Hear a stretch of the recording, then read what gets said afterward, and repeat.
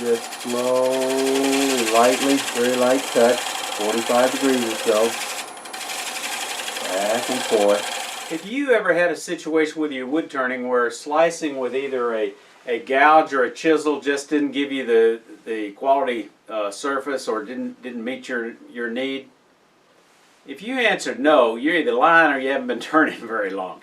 Hi, this is Mike Peace. Welcome back to my shop with another wood turning tip or trick. I'm passionate about wood turning and I want to help you with your wood turning. Slicing with a gouge or a skew will normally give you a better surface than scraping. That's not an opinion, that's a fact. But there's times when they just won't work and you got to resort to a scraper. Let's talk about that. There are times when a scraper is a better tool for the job, when it's faster, it's easier, it gives you a better quality cut than you're able to get with slicing with a gouge or a chisel, or when you find that it takes less skill. Now let me give you my thoughts on carbide cutters. Carbide cutters, the typical carbide cutter tool, can be a easier entry point for some individuals to come into wood turning. It takes less skill, takes less training, you don't need to worry about a sharpening system. And if it gets you where you want to go and you're happy with it, you know, that's fine. At the end of the day, it's all about the fun. So if you're having fun scraping with using carbide scrapers as your primary tool, that's fine, because when you finish with that bowl and you're happy with it, no one's going to ask you whether you used a scraper or whether you used a bowl gouge. But for me and the vast majority of wood turners, I prefer the versatility of the conventional wood turning tools such as gouges and chisels over using scrapers as the primary tool. There's just something about that exhilaration of making more shavings that I just find more fun, and the fact that it's a little steeper learning curve is not a concern. Imagine two older folks, Jack and Jill, going to a ski resort for the first time, and they get an introductory lesson and they get on the bunny slope and they go down once or twice and they're both having a good time.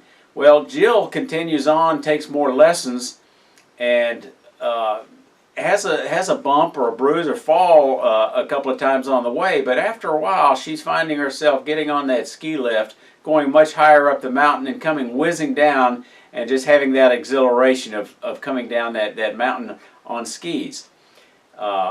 Jack, on the other hand, stuck with the bunny slope. He didn't come back as often, he didn't take more lessons, and he got discouraged, and Jill found that he got tired of it and he quit. That may or may not be a good comparison, but it's the kind of the way I feel about carbide scrapers as your primary tool. There's always a place for a particular tool for a particular task, and carbide might meet that task. My concern is I don't think it's going to get you where you ultimately ought to be as your primary wood turning tool.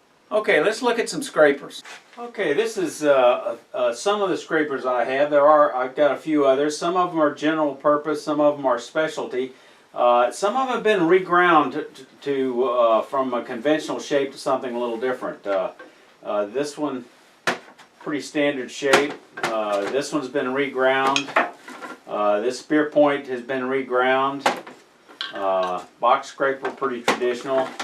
This corner tool for threading boxes, working on the inside, is a specialty tool. It was reground. I made this square scraper. I'll have that in a video either before or after this one comes out, I'm not sure. But that's for working on flat surfaces like platters or possibly a tray or something. I did a video on this scraper, this dovetail tool.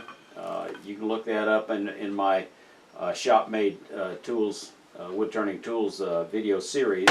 I've got this heavy duty scraper that I've ground on the top to make it a negative rake scraper. Got a small spear point scraper. Got a couple of round tools I made, Jim Rob's favorite cove tool.